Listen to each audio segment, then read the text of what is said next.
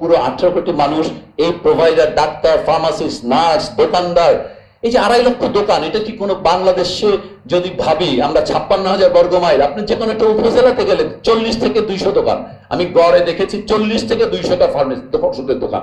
শাহবাগে গেলে 60 থেকে 70টা ওষুধের দোকান 500 গজের মধ্যে। এই দোকানের কি আসলে প্রয়োজন আছে কিনা? এই দোকানগুলো থাকার কারণেই তো আসলে আপনি নিয়ন্ত্রণের অযোগ্য হয়ে যাচ্ছে।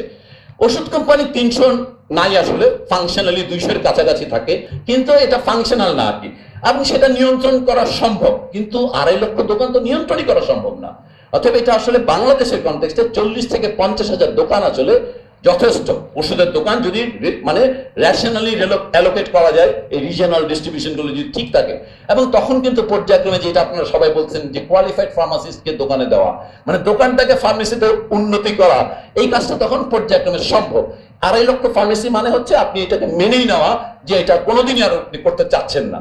কিন্তু এই পথে হাঁটার জন্য সবচেয়ে ভালো পথ হচ্ছে যে রাষ্ট্রকে ওষুধ সরবরাহের দায়িত্ব নেওয়া, সরবরাহকৃত ওষুধগুলো জেনেরিক নামে লিখলেই শুধু পাবেন, তিনি সরকারি বা বেসরকারি যেই চিকিৎসকই হন না কেন, তাতে ওষুধের দাম এবং মান দুটোর উপরই সর্বোচ্চ নিয়ন্ত্রণ প্রতিষ্ঠা করা সম্ভব।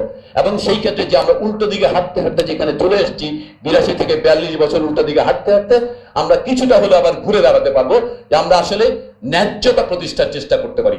এই স্বাস্থ্যের ন্যায্যতা প্রতিষ্ঠার জন্য যে ব্যাপারটা শুরু হয়েছিল, ওষুধের সামর্থ্য অর্জিত হলো, কিন্তু মানে ওষুধ খাতের সামর্থ্য 82-এর মাধ্যমে অর্জিত হলো, কিন্তু অর্জিত সামর্থ্য ট্রান্সলেটেড হচ্ছে না ইনটু রিয়েল ক্লিনিক্যাল বেনিফিট।